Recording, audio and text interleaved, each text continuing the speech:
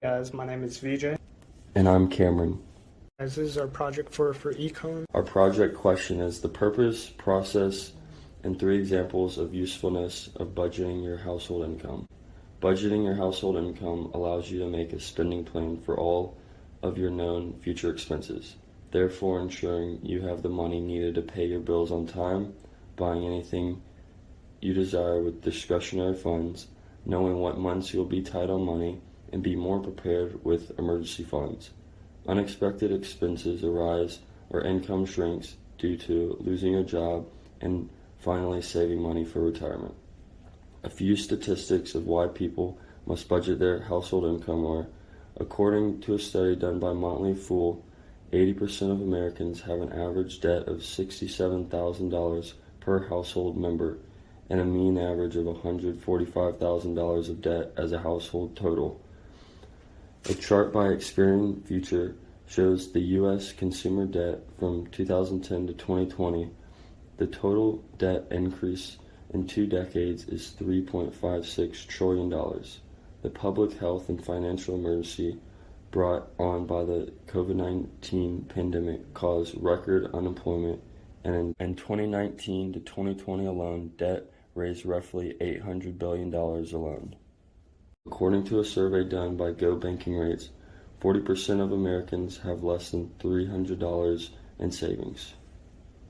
The budgeting process may seem depressing and easily procrastinatable. However, the household must choose a method they all would take a few minutes daily updating and adding accurate info. The first step is to acquire the household's expenses and income through financial documents, subtract the expenses from income, and distribute the net income to savings, emergency, retirement, and discretionary funds. If there is a net loss, the household must sacrifice things to lower their expenses or seek a higher income. A few outside sources regarding the budgeting process. According to Tough Nickel, budgeting will allow your household contributors to grasp what each person's goals are and what expenses they deem necessary and which they do not. According to Lumen Learning, how a household finances their life determines how they can live their life. For instance, poor budgeting equals an unhappy life of living paycheck to paycheck and possibly debt, which rapidly compounds itself. Life Goal gives us 2 examples of budgeting methods. The first example is the 50-30-20 rule, 50% for essentials, 30% for wants, and 20% for savings. If you look to the right on the PowerPoint, you can see a graphic by the balance visualizing this info. The second example is the envelope method. A binder is labeled into sections. The amount of cash in each section is the budget for that section per month. Households who budget their money well have more money in their savings and emergency funds. These types of households are better prepared for loss of income and assets in the instance of natural disasters, pandemics, or any other life-changing events. It is better to take money from your savings account than to risk borrowing money and being in avoidable debt that compounds with interest. According to a study done by the Pew Research Center about COVID-19 effects, 1 in 5 adults stated that they have endured pay cut because of COVID-19. Of those 1 in 5, they are earning 60% less than before.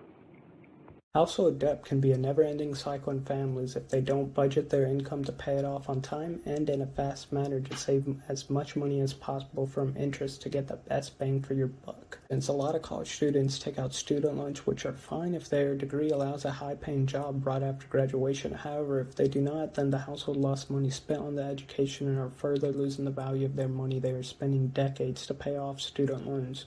Depending on your financial situation, college may hold less value versus seeking other forms of education, such as trade schools or on-the-job training. People should take their time and prepare a future budget and lifestyle to pay off the student loan debt that will be incurred until they have a job. The first few years after college may mean leaving as frugally as possible with parents or roommates. However, in the end, you'll be debt-free and getting more money available to you to spend and budget on things, thus getting the best bang for your buck. An ending statistic and quote, according to Student Loan Hero, among the class of 2019, 69% of college students took out loans and they graduated with an average debt of $30,000. According to the best colleges, students who take out loans have to face repaying the loans and dealing with the consequences of fees and back credits versus saving. Thus, paying off your student loans and debt as quickly as possible is a key thing to having a large household savings, retirement, discretionary, all the funds. Thank you for listening. I hope you learned something more about the purpose, process, and usefulness of budgeting your household income.